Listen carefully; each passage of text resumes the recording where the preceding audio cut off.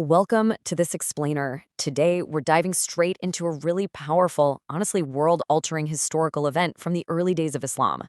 We're going to be looking at a profound test. It's this incredible moment where the absolute, irresistible force of familial love meets the totally immovable object of newly found faith. This is the story of Hazrat Saad ibn Abi Waqqas, and an ultimatum that completely flipped the script on his soul and his emotions. So, faith or family, who do you choose? I mean, it's an ethical dilemma that most of us could never even begin to imagine facing, right? What actually happens when your absolute, newly found faith collides head-on with your own mother's life? How do you navigate a situation where choosing what you believe to be spiritual truth might literally cost you the person who gave you life? Just hold on to that thought for a second as we unpack exactly how this impossible scenario played out. Okay, let's dive into this. Section 1. The Battle of Truth and Motherly Love.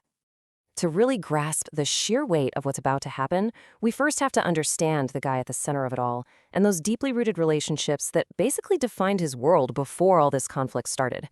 According to our source material, Hazrat Saad wasn't just your casually respectful son. No, he was legendary for his immense, almost boundless love for his mother. His devotion was so profound, it was actually likened to an act of worship. He was, for sure, the quintessential devoted son, and honestly, that deeply ingrained love is exactly what makes the coming storm so incredibly devastating. Section 2. The Mother's Terrifying Oath. So the light of Islam was just beginning to spread, and Hazrat Saad had recently accepted this new faith directly at the hands of Prophet Muhammad, peace be upon him. Now picture this. On one side of his life, you've got the ancestral religion, the traditions, the history, the heavy expectations of his family.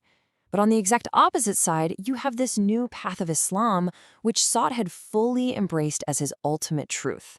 Well, when his mother found out that he had abandoned the religion of his forefathers, her reaction was absolute. She was completely uncompromising. She demanded he return to their ancestral ways immediately, setting up this agonizing contrast between his past and his chosen future. And to force his hand, she didn't just sit down and argue with him. She took a terrifying oath. She basically looked at Saad and told him that unless he left Islam, she would neither eat food nor drink a single drop of water. She literally initiated a strict, life-threatening hunger and thirst strike. It was the ultimate form of emotional manipulation, completely weaponizing his own immense love for her against his new faith. And so the standoff begins. On day 1, the oath is sworn. By day 2, the agony really escalates as her body starts to crave sustenance. And by day 3, the situation becomes totally dire. For 3 continuous days, his mother writhed in the agony of severe hunger and thirst. You just have to imagine the sheer psychological torture Saad was enduring here. On one side, he's holding on to the light of his faith. On the other, he has the suffocating sight of his beloved mother withering away in severe weakness by her own choice.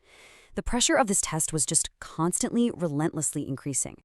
And if the physical deterioration wasn't enough, she really ramped up the psychological warfare. As her condition became extremely delicate, she delivered her final, devastating threat. She told him point blank that if she died, he would be branded as the murderer of his mother until the day of judgment. He'd face a lifetime of total disgrace and humiliation. And the thing is, the societal pressure was already mounting. People in the community had actually started cursing Saad, turning him into this public villain. So, the crucial point is here in Section 3, the decision of 100 souls. His mother is in critical condition. Society has completely turned against him. With literally the emotional weight of the world on his shoulders, what does this great son do? He approaches his dying mother for a confrontation that would, without exaggeration, alter history. He looks directly into her eyes, the mother he loved more than anything in the world, and delivers this historic, unwavering response. He says, "Mother, even if you had 100 souls and they left your body one by one, I would not leave the path of Muhammad." I mean, wow. It is a moment of absolute, unshakable conviction. He makes it crystal clear that there was absolutely no amount of emotional leverage, no number of lifetimes that could ever pull him away from the path he had chosen.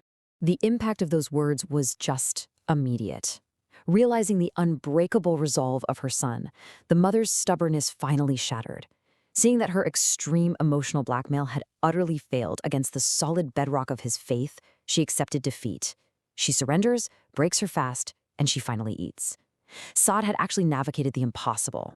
Section 4. The Unshakable Message of the Quran. And this brilliantly illustrates something so profound, because the story doesn't just end with her eating. This heavy, world altering decision carried such immense weight that, according to the source texts, it was actually met with a divine resolution. Right at that very moment, a verse of the Quran was revealed directly addressing Saad's situation. This divine ruling established a massive principle. Yes, you must treat your parents beautifully and with excellent conduct, but, and this is the definitive condition right here, you do not obey them if they attempt to pull you away from God. For Saad, this text completely validated his impossible choice in real time. So, distilling this whole event down, the sources highlight a few absolutely crucial takeaways.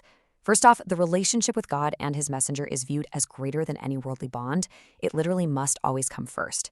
Second, this rule doesn't just erase parental rights. Maintaining excellent, loving treatment of parents remains a strict command. And third, Hazrat Saad's action became an eternal example of steadfast faith for all of time. He proved beyond a shadow of a doubt that true conviction cannot be starved, shamed, or manipulated away. As we wrap up this explainer, the source text leaves us with this really beautiful, echoing question. O Saad, tell me, how strong is your faith? He clearly proved his strength against an unimaginably agonizing test. So I'm going to leave you with this. When we look at the totally unbreakable strength of Saad's belief, how strong is your conviction today? If your core values were put to the absolute ultimate test, would they stand firm? Thank you so much for exploring this remarkable piece of history with me today. Keep learning and keep reflecting.